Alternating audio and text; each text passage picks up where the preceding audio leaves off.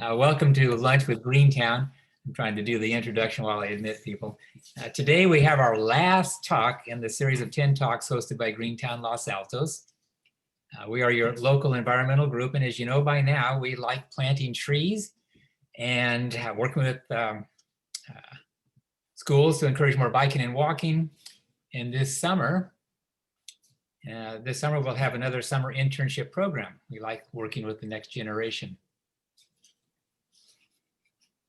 Please look at our website for more information and to volunteer to help. We can always use some help and donors, of course. These lunch talks are 1 hour with time for questions. Please use the chat feature to ask your questions. The talks are being recorded.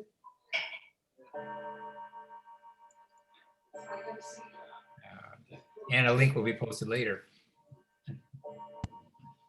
Mute. I should have had people muting on entry, sorry. My bad.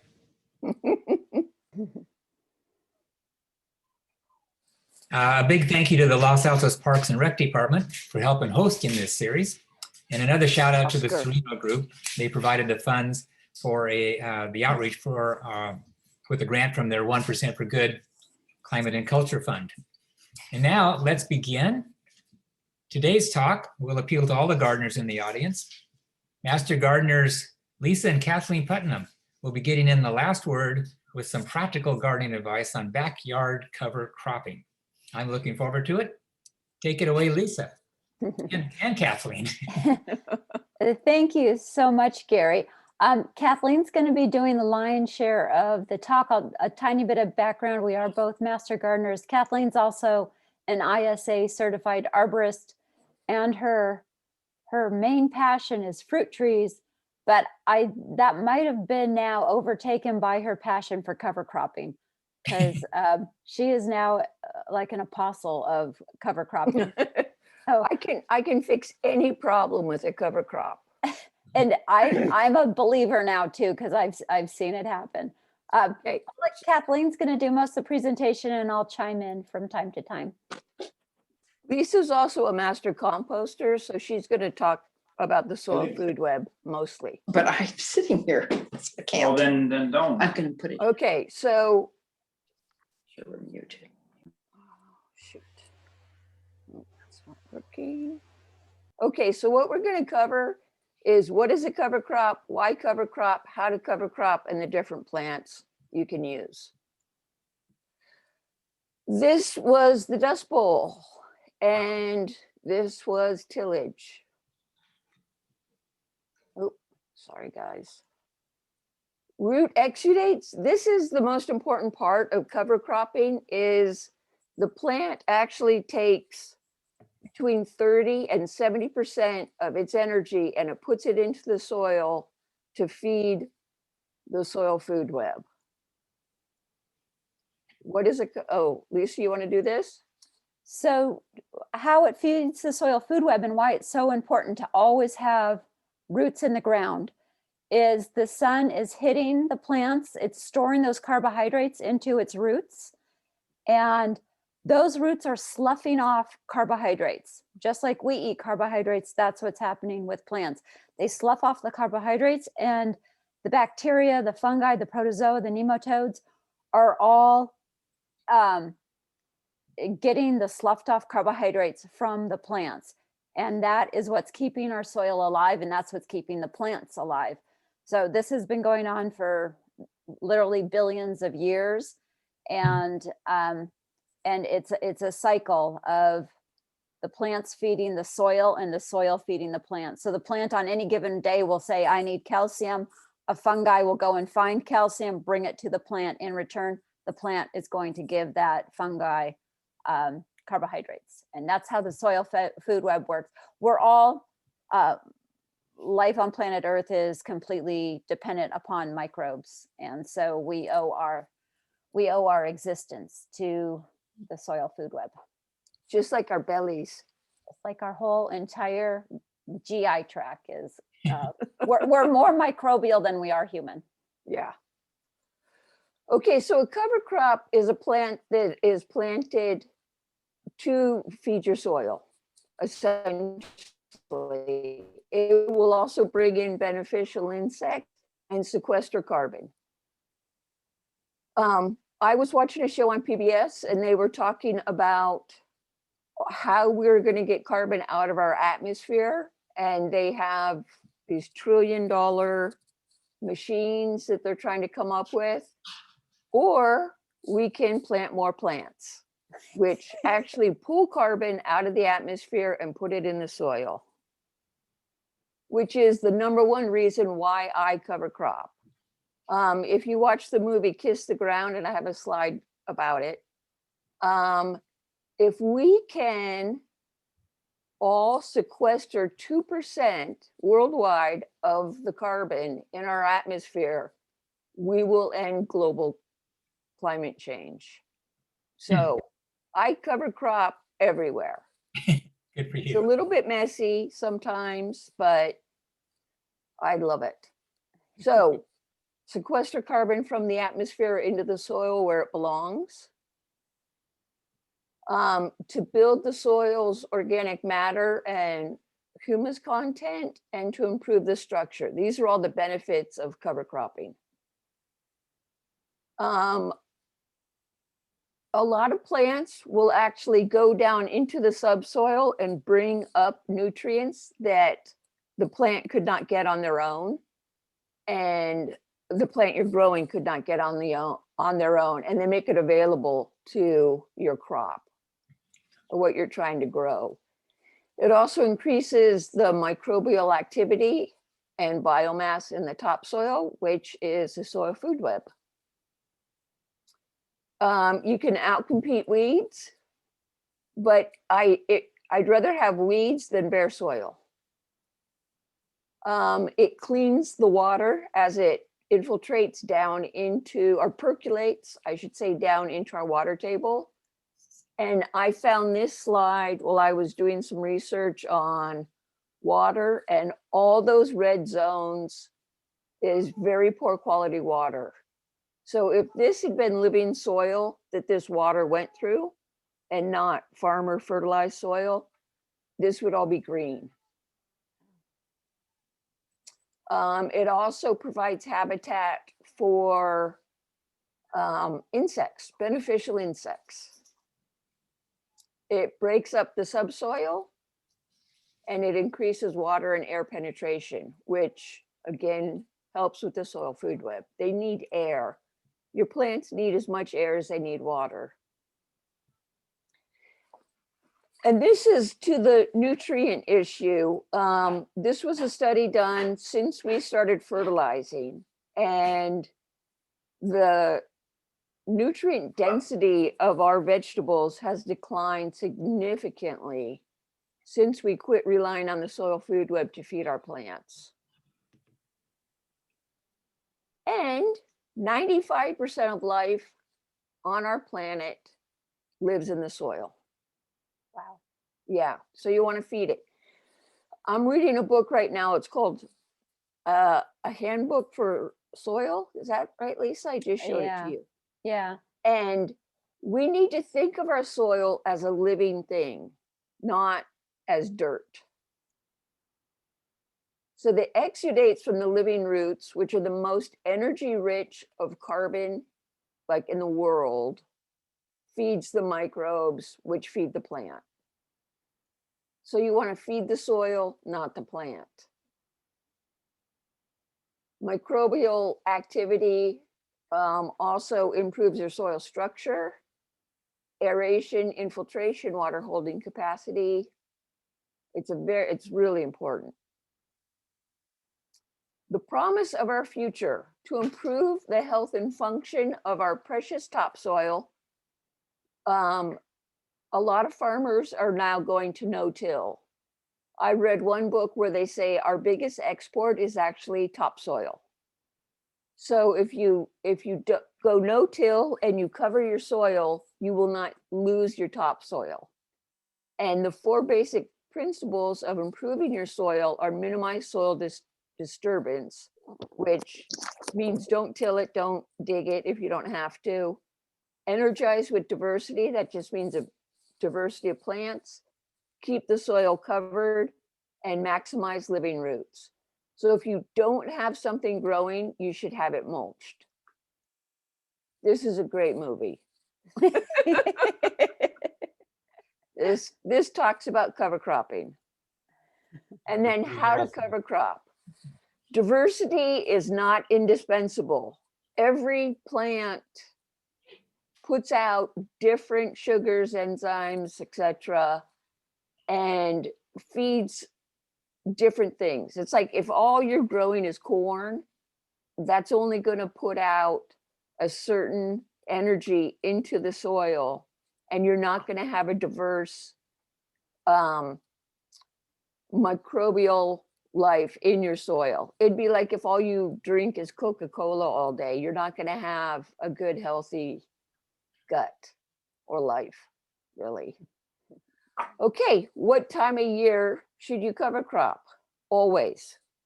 In California, you should always have roots in the ground.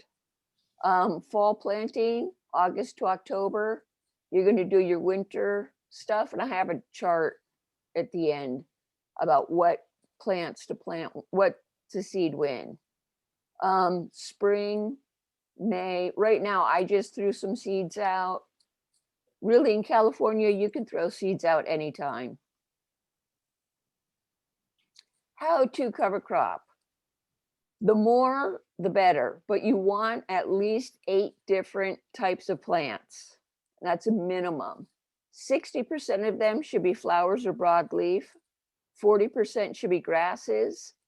And if you feel like you have to put in a legume, you can put in one. What they have found is there is a bacteria that's associated with legumes, and it fixes nitrogen into nodules on the roots of the legumes. But there's also this huge community of free living bacteria that pull nitrogen out of the atmosphere and make it available to plants. That, I mean, if you look up in the foothills, there's not a lot of legumes there, but all those plants are green. So it's just they can't replicate these in the laboratory, but they know they exist.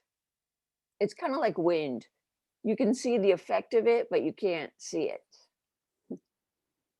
How to cover crop? I just broadcast seeds.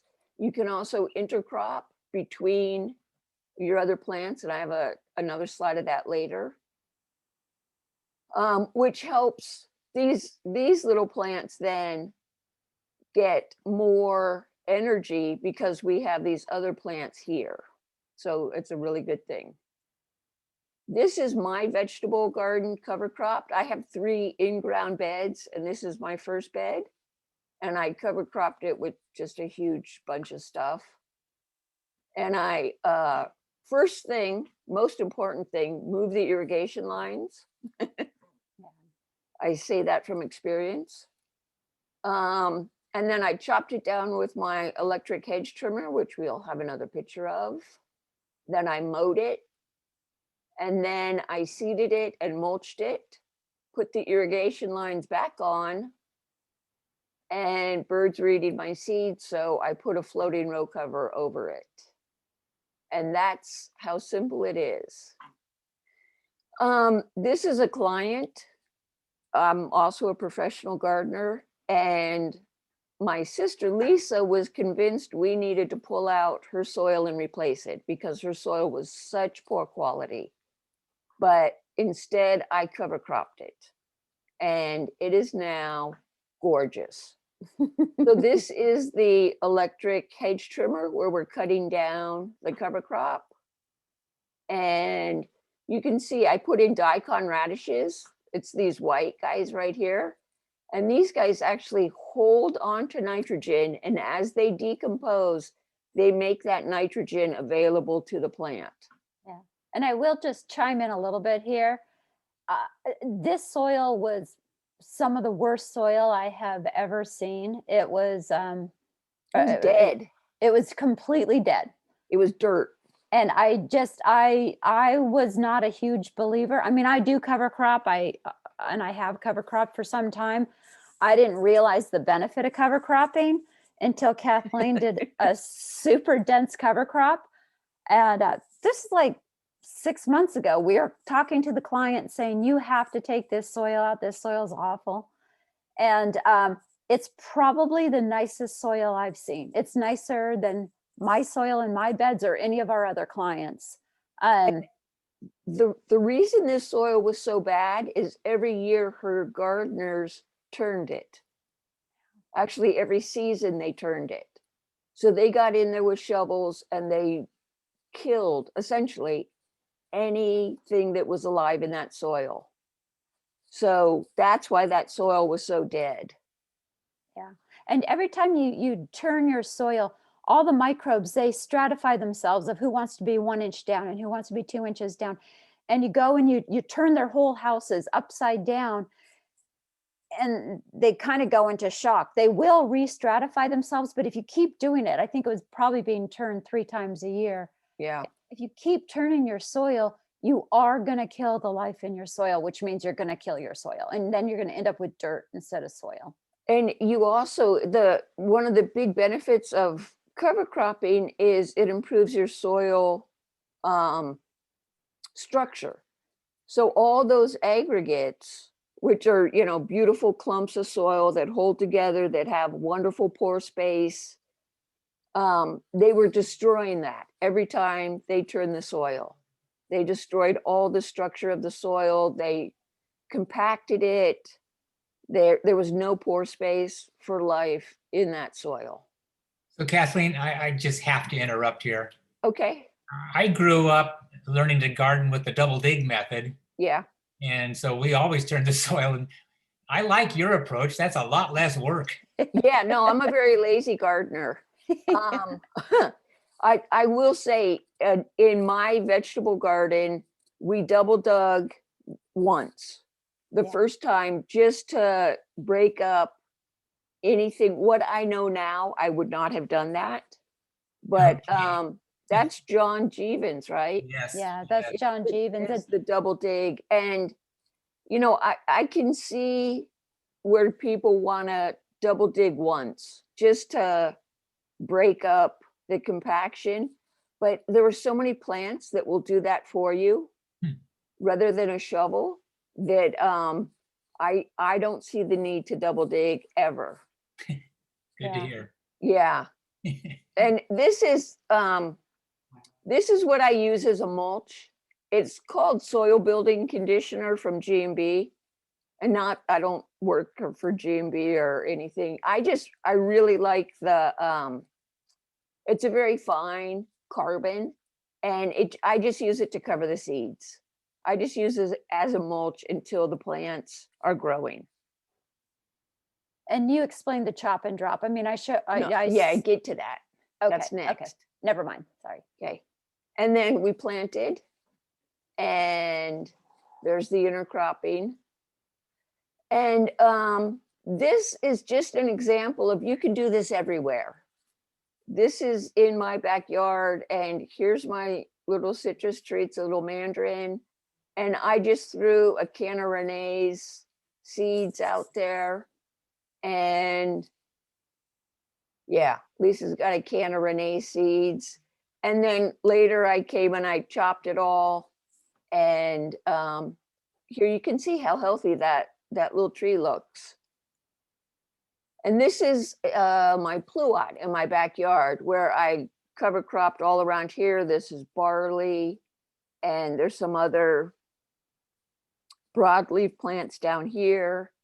And I just came through with my hedge shears, and you start at the top and you work your way down, and you can see these little pieces of grass here. I did it because I didn't want these to go to seed. You could let them go to seed, then you have free seeds, but we have dogs and we're afraid the dogs would get in there. But that's chop and drop. And the rest of this stuff will keep growing. And, if it gets too big, I'll chop it again. This is my favorite fava bean. This is a scarlet fava, and it's getting a little too tall. I don't know if you can see, I have a little nectarine tree back behind it, and it was getting too tall. It was blocking the sun, so I chopped it off. but I left some of the flowers because I want the seeds. This is that same client, and these are her favas, which there's a stand over here I didn't touch because I know she wants to harvest some of them. But these guys, I'm gonna chop and drop.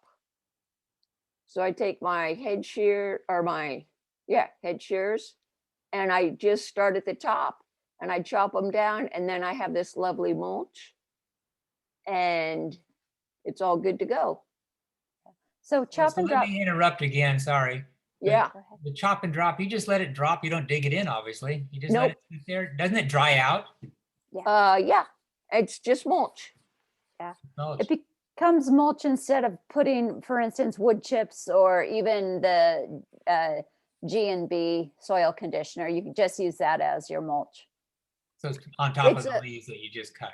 Yeah, it's a permaculture method. Chop and drop. Okay. And it's kind of just lazy gardening, but it also improves the soil.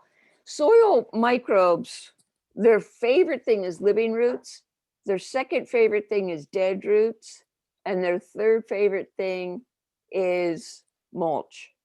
If you don't have any of those three things, they'll start eating the organic matter that's already in your soil, and you'll start losing organic matter. Is there an So- advantage for chop and drop over just raking it up and then composting it, but still not digging? Well, it's easier.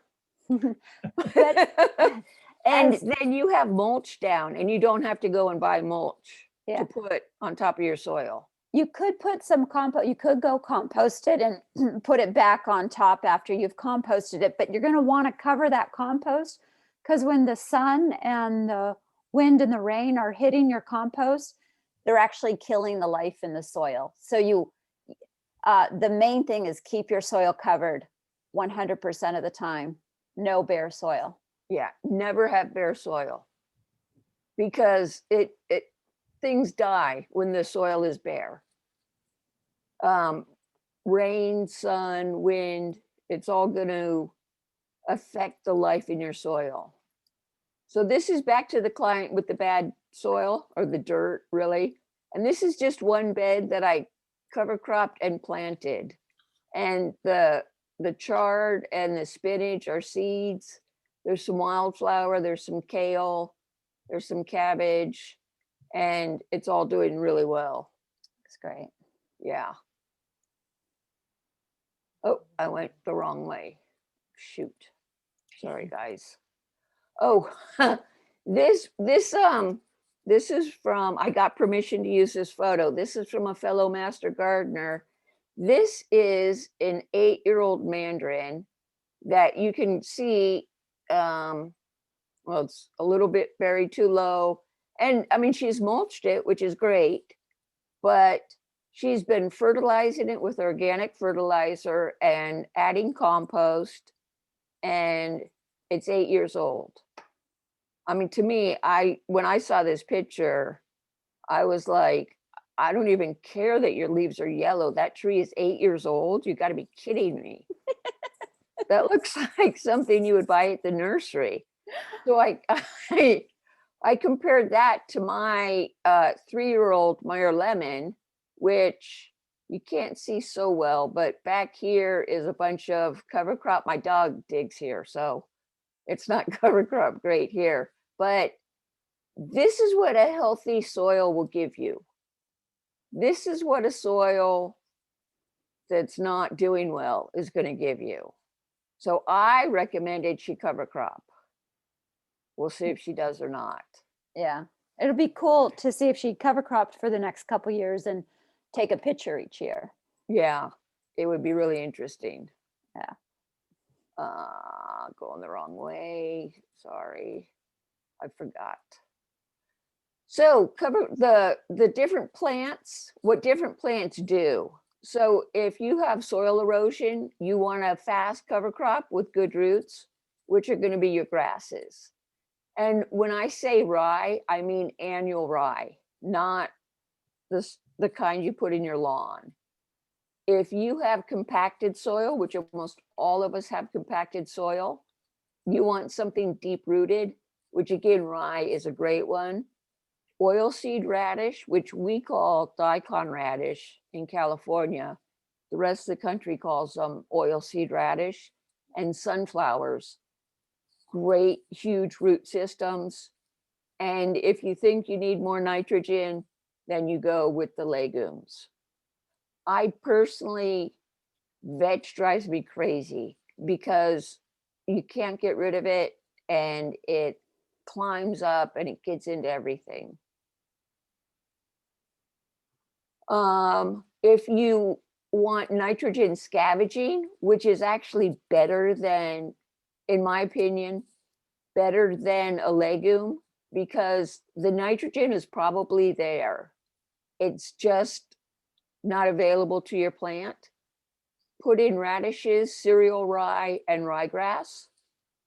Brassicas for disease and nematode suppression. Brassicas are great. And in fact, UC Davis did a study on verticillium wilt in tomatoes, and they found that if you follow your tomatoes with broccoli, not any brassica, but broccoli, and crab meal, which you can buy at any good nursery, you will suppress the verticillium enough that you can continue to plant your tomatoes in the same spot. A lot of the places where I garden, they only have one really good place, excuse me, for their tomatoes, you know, one beautiful sunny, full sun, 12 hours of sun. And so sometimes I have to plant tomatoes in the same place year after year, and it always bothered me. But I took a class at Foothill in diseases and found out about this study from UC Davis. And if you have to plant in the same place, your tomatoes or eggplant, peppers, that whole family, the nightshade family, which are susceptible to verticillium, follow it with broccoli. But if you have nematodes or other disease issues, brassicas, any of the brassicas are good. And for your crop rotation, if you're planting corn, you don't want to follow that with a grass cover crop. For weed control, cereal rye is great, and it kills weeds. And pollinator habitat and food source, buckwheat, clovers, diverse mixes. And I brought this to show you. This is a company that I buy a lot of seeds from because they have these beautiful mixes. This is their, can you guys see that? Yeah. Sonora Desert Yeah. Wildflower blend. But look at, when I say you need 8, a minimum of 8, look at all those plants.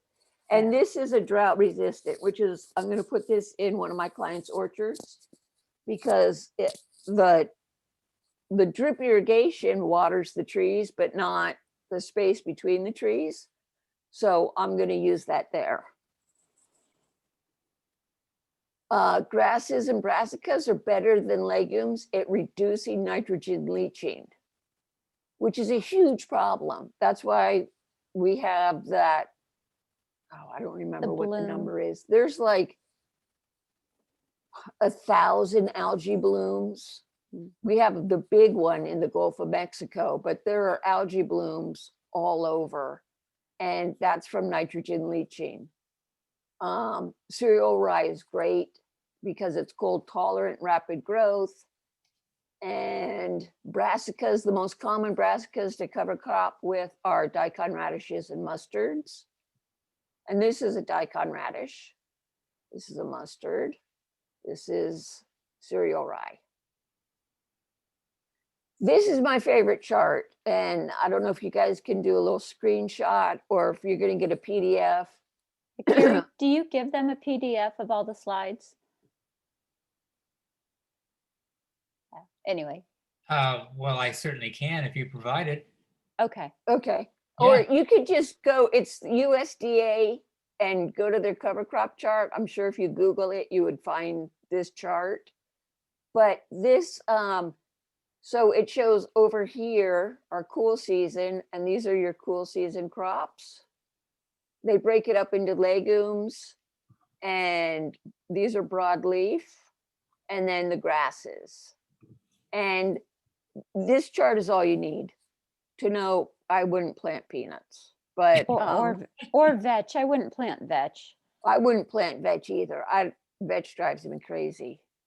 But this pretty much shows everything you need to know about what to plant when, if you're going to cover crop. And I pray that you will cover crop. Okay. I'm Well, gonna provide that PDF to me and I'll send it out to the group. Okay. I'm going to add one thing to that, because we get this question a lot. Because I see spinach and kale and chard and beets and in this cover crop. If you're going to eat the crop, like if you're growing fava beans and you're going to eat the beans, still plant the fava or the kale or the spinach, because then you have roots in the ground, and that's a positive. But it's not truly considered a cover crop if you're taking away energy and eating it yourself. It's considered a cover crop if you chop and drop or chop and compost and put it back into your soil. And that's what a true cover crop is doing. It's putting whatever you're growing back into the soil versus you consuming it and then it not going back into the soil.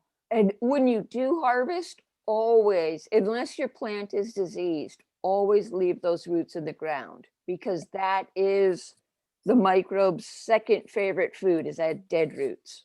So you just cut it at soil level, keep those roots in the ground, and either compost or chop and drop your crops. The other thing I wanted to mention, and this is from a PhD bird guy, but if everybody, so many people on their piece of property, on their whatever they have, their home, where there's 10,000 square feet or an acre or whatever, everybody thinks, oh, it's just me doing, if I don't cover crop, it's okay, my neighbor will. Or if I use Roundup, it's okay because nobody else is using it.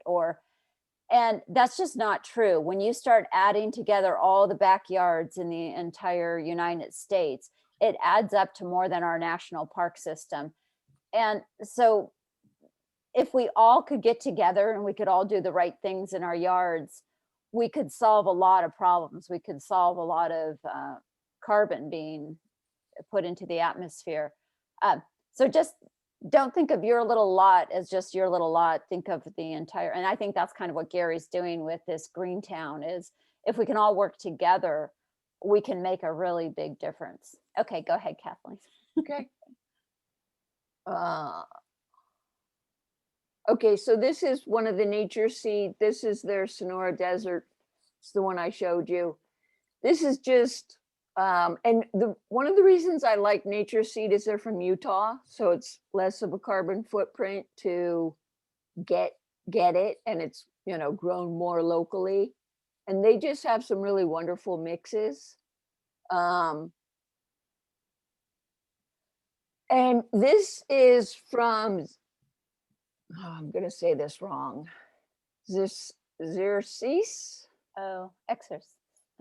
Xerces. Thank you. This is for insects, birds, bees. And I love this chart as well. And the early, mid, this column tells you when it blooms. And this is just, if you have something blooming all the time, you're going to be feeding the bees and the insects and the birds. And I mean, the garden I was in yesterday that we cover cropped, it was just so full of life. There were hummingbirds and I could hear frogs and there were insects. And I mean, it's just more than just plant life. You know, if you cover crop, you're going to get all kinds of life in your garden. So this is, I love this chart too. And, trees and shrubs are wonderful. Just plant some annuals around them And another good source, if you want to get California native annuals, is Larner's. I might have that in my resources, but they have all native stuff and you can buy their seeds and it's great like this. Oh, I have another, I think. Did I shoot? I didn't. Okay, that's it. Ready for questions? Oh my goodness. All right. Well, there's just a whole lot there that is so appealing. The fact that it looks like it's supposed to be easier. I still have to deal with weeds and squirrels and rabbits and things like that. But if I can put a lot of stuff out there to grow, maybe we'll all be happy. Yeah. And I have to say, I never really thought about the difference between soil and dirt. So that's a good way to look at it, and keep some roots in the ground at all times. So thank you. Yeah. Yeah. So we do have some questions. I'm looking at the chat. Here's one. Chris Jensen wonders, do you ever use Jerusalem artichokes as a cover crop? It's a perennial. I do have Jerusalem artichokes. Kathleen, I planted them over at Dad's house in Woodside. Also known as cardones, right? Cardones, yeah. And I think the main thing is, well, I'll let Kathleen speak to it, but keeping your soil covered so it doesn't really matter what it is. It might matter what you're trying to do. Yeah, but it's roots in the ground. So you're feeding you're still putting carbon in the soil. And so, yeah. Okay. I mean, weeds could put roots in the ground too, but you don't use weeds as a cover crop, do you?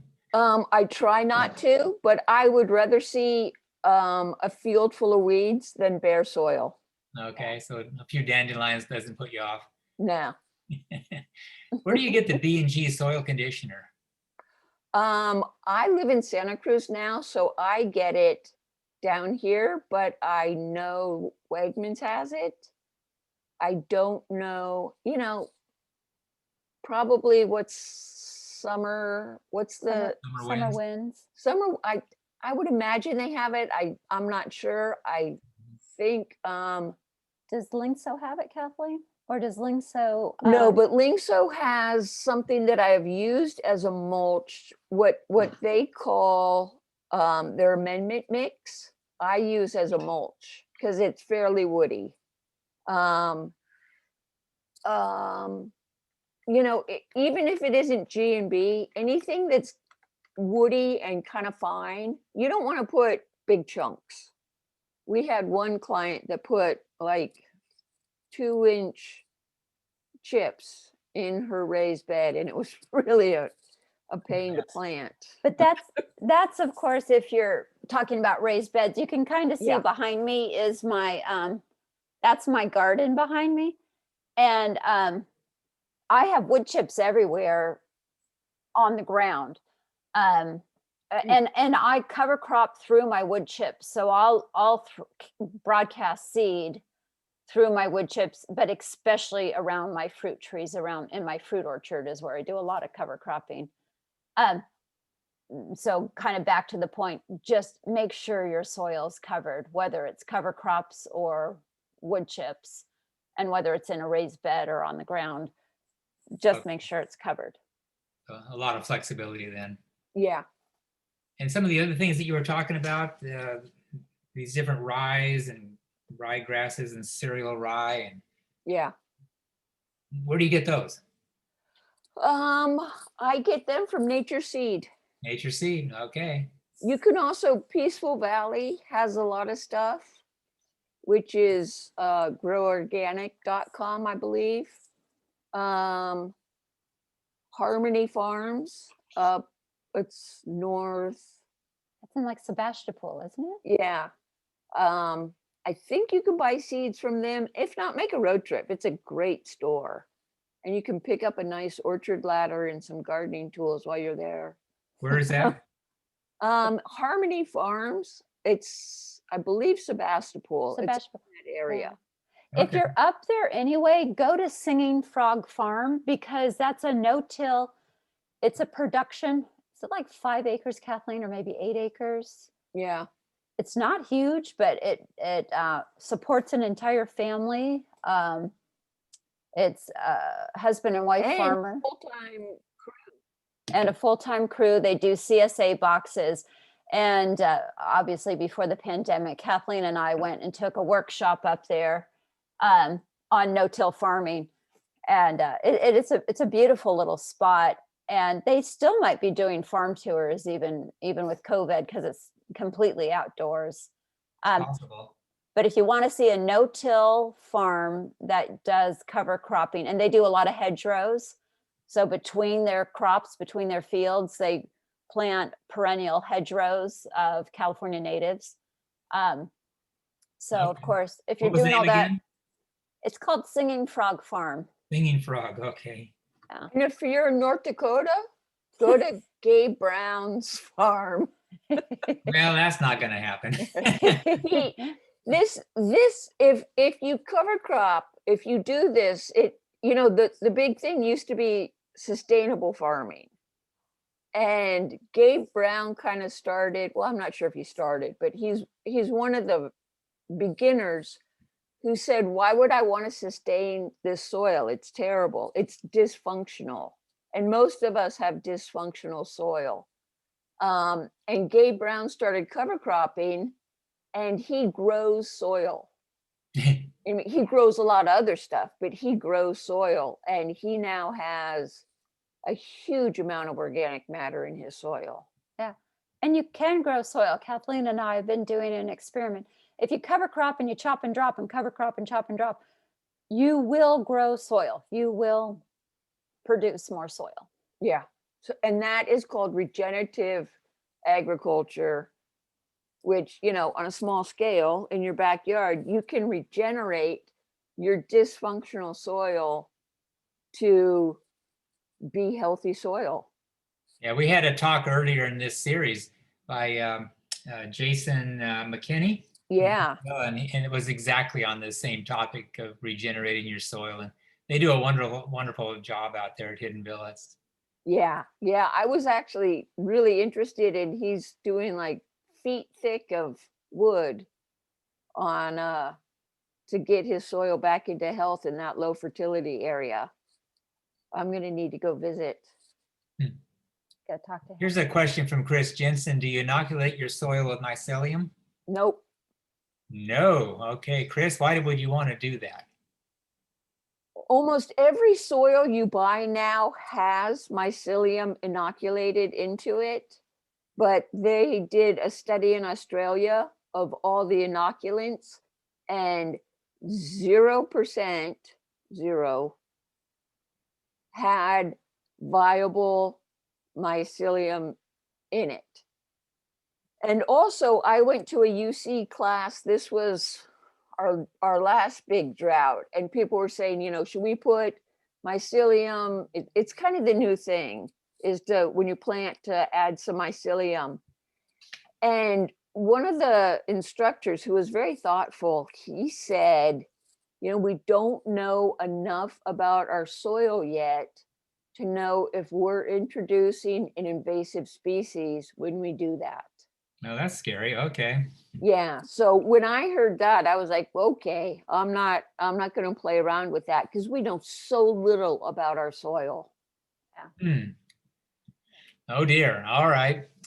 Now, here's a question that appeals to me because I have the same problem. Get all these oak leaves dropping down. I tend to just leave them there, but nothing grows then. Yeah, but the oak, this is another fun factoid. Okay. The plant actually makes 98% of the nutrients, this is deciduous plants, of the nutrients it needs with the leaves it drops. So if you leave those leaves in place, they break down, feed the soil, which feeds the plant, and the tree is actually feeding itself when it drops those leaves. Okay. All right. So there you go, Lillian. Yeah. Leave the leaves. But, Tell the gardener to stop blowing them. Yeah, no more. yeah, don't blow. We've seen, so Kathleen and I do go and do garden consults, and the two main things we see people do is they have their gardeners blow their soil and blow all the leaves off their soil. So they're removing the mulch, and they're also, with all that wind on the top of their soil, they're killing all their microbial life in their soil. So they're absolutely killing their soil by having a mow and blow person come and blow the leaves off of their soil. So you always want to leave your leaves. And then it's bare soil. Although I must say, I was at a client's and I needed mulch and I didn't have any with me. I don't think I told you this, Lisa. So they have a lot of oaks on their property. So I took their lawnmower out of their shed and I just took one swipe under their oaks, and it sucked up all those oak leaves, but it kind of chopped them up. And Yeah, I use that as mulch in their strawberry bed, perfect. which is probably going to be really good for the strawberries, I think. Yeah, a little bit of acidic, a Yeah. little bit of, and I will say I have mulched, I have composted oak leaves before. I just put them in a wire bin, and left them there for several years. Oh my And God, it it was is, so beautiful. oh my gosh, it's probably some of the best compost I've ever made. It's just, And you never turned it, you never did anything to it. I never turned it, I never did anything. And it was just full of, talk about mycelium. It was just full of hyphal fungi. And it was, oh my gosh, it was beautiful. So leave your leaves, leave the leaves. I mean, Yeah. sometimes it piles up to be 6 or 8 inches tall. Yeah, that's nature's protection of the roots in the soil. Okay, so just leave it. And Yep, it just will leave it. decompose. It'll surprise you. It'll all decompose. If you scrape away a little bit, you'll see it's already starting to decompose. Like when At I the ran bottom. that mower, Mhm. it wasn't very far down, and it was getting to composty stuff. Okay. Yeah, it was beautiful. Well, I put a lot of wood chips around my house because I needed wood chips when I plant trees. Yeah. And a year later, there's a lot of good stuff going on underneath those wood chips. Yeah, And it's kept the weeds down very nicely. Yeah. Yeah. Lisa, you should talk about how you get wood chips. Yeah, I mean, just any arborist will come and drop off. Almost on any given day, I have a huge pile of wood chips in my front driveway. And yeah, you can get free wood chips just by calling almost any arborist, and they'll come and drop them off for free for you. Yeah, Is there's a that what you mean? website that handles that. They'll find somebody to drop the leaves, chips off for you. Yeah. And it keeps them out of the landfill, and they're happy to do it. Yeah, and there has been studies Kathleen was telling me about. They do not cause fire. They do not, like if a fire goes through your neighborhood, if you have wood chips down, it actually, what was the study, Kathleen, that's actually beneficial to have? Yeah, it was a wood UC study that, because it's not weedy, Yeah, you don't have a lot of growth on it. Yeah, Doesn't Yeah. burn easily. it doesn't burn easily. Yeah. Right. Here's a question from Carl. Where do you get the floating row cover? And at what point do you remove it? As soon as I see with the birds, I actually leave it on a little bit longer than, I wait until the plants are probably about this big enough so the birds will leave them alone. Maybe even a little bit bigger. I probably got that from AM Leonard, which is amleo.com. Unfortunately, I probably actually got from that store in Palo Alto, Oh, Common Ground. Common Ground, which Oh, okay. is now gone. So, but But you Just- can Google floating row cover. yeah, or But- even Agribon. It's called Agribon, Agribon,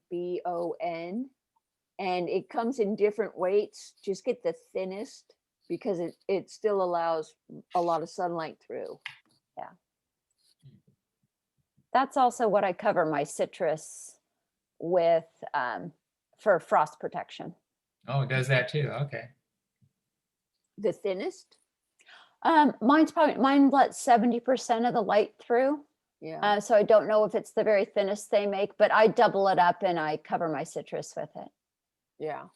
It's like a frost blanket, same thing. All right. Well, Any here's a more? question about the wood chips. Can you just put the cover crops right on top of them and will they work their way through and grow? Yeah. Yeah, there you go. Keep it easy, Bill. Or if you haven't put your wood chips down, you could broadcast your seeds first and then but not a huge just put a couple inches of wood chips on top of it and they will grow through. And then I just let my cover crops, especially if they're wildflowers, I just let them reseed themselves. And right now out my window, you can't see, but they've all come back. So now I have a nice field of flowers from last year's cover crop. Yeah. Same here. And it's pretty. I let a lot of my cover crops go to seed. So like this little guy, Felicia, I think is how you pronounce it. Yeah. The bees love it and I just let it go to seed and now it comes up all the time. Yeah. And same with sunflowers. I love, I let those go to seed. The birds come and eat them. But And my fava, my crimson fava, it's just coming up wherever it wants. yeah, nice. So there's a lot of material here, and if you could put some slides together, or just the information that reference material, I'll put it out to the group. I don't think we necessarily want to see your whole slides. I mean the whole slideshow, but some of the stuff there's a lot of content here, and we can't all. It was hard to absorb it all in one sitting. I'm going to have to go back and watch the movie. And Yeah, well, you know what? I'll do this one and the other one, and that probably is the most important information, and maybe the resources, and the movie Kiss the Ground. If you guys haven't watched Kiss the Ground, I think it's on Netflix. probably, I'm sure it is. Yep. You want Lisa's password? You can only share it so far. Yeah, I guess Netflix now is trying to stop that. Uh-huh. Okay, any final questions there, anybody that I might have missed? You can just, why don't you stop the share now and we can see who's here. Okay. And I guess people could unmute themselves if they want to ask a question. That's right. Yeah. Do I stop share? Yeah, stop share and we'll go to gallery view, and it'll be just like a classroom. We can sit around and wave at each other. How do I do that? I Go to think it's the at the share bottom, screen. Kathleen, where the green button is at the bottom. Okay. Or for you, it might be. I think it's a red tab at the top. Oh, I Oh, see. sorry. Thank you very much. Thank you. Okay. Did it stop? It stopped. Now if you go Okay. to gallery view, everybody, Okay. you can see the whole class. Actually, a lot of people don't have their video enabled, but hello out there. Good to see you. Anybody here from the gardening club in Los Altos? Wow. Nobody? No? Nobody? Well, I guess they already know it. One Hidden Villa volunteer. Anybody else a master gardener? No. Probably not. I had a question on how much water do you need for cover crops when you're in the dry season? I've been going to drip water everywhere, so Yeah. it's really dry between the plants. Sure. You know, I water until it germinates, and then once a week, just like I do my vegetables. Yeah, I put an oscillating sprinkler on mine, but some of the California natives that come up early, then I don't water them during the summer. Yeah, and like the stuff around my trees, once it's germinated, I don't water it again. There's enough water around the tree already. I do like to cover crop around my fruit trees because I am watering those. So it's those I let go all summer. Thank you. When I plant trees, I recommend that people water them at least the first year once a week with 4 to 5 gallons of water. That seems to be working. Or I do have them pull the leaves and the wood chips back from the trunk. dump on the, you know how they used to dump Yeah. which that's really important to do, Gary, and a good point to make. When you are mulching, make sure you have at least 12 inches or so around the base of the tree where you don't have any mulch. I think they should have had a work program on this. Yeah, we're getting somebody's Yeah. talking here. I'm gonna mute them. Sorry. Yeah. Yeah, if you put wet mulch against your trunk, it would be like putting a pile of wet wood against your wood house. You're gonna get rot. Okay, yeah, that's You And it don't will want kill that. your tree. Yeah, good to know. and perennials plant high, annuals plant low. So if you're Perennials, high planting, annuals. yeah. If you're What is that planting, again? if you're planting a fruit tree, we never dig a hole. We just build a mound and we put the tree on top of it and put native soil on top of the roots. So the tree is sitting, at least a foot or 2 feet above grade. Oh my goodness. Oh, I haven't been doing that. Oops, bad me if that's the case. I try to get an inch above, but Yeah. Well, It's all the cover crop and mulch and everything, eventually that will settle it down. You'd be amazed how quickly that becomes grade okay. if you plant it up high. Interesting. All right. Well, we're going to have to wrap it up, but thank you so much. That was excellent. A lot of material, and I'm excited. I want to get going out there and get my backyard even doing better. All right. Well, I will send you a PDF with some of the info. Okay. all right. So Thank that you. this does conclude the Lunch with GreenTown series. 10 lectures, 10 talks. Thank you so much for those who. Has anybody attended every one of them besides me? Chris Jensen probably has. So I hope you enjoyed it. One last pitch for the History Museum's show, Beauty and the Beast. Beautiful photography, and it's also got a climate message there about things, practical, good things that you can do, and as individuals to combat climate change. So that's at the Los Altos History Museum, Beauty and the Beast, beautiful wildflowers of California. And on that note, thank you, everybody. Thank you. Thank you again. Talk to you Thank later. you. Bye-bye. Bye.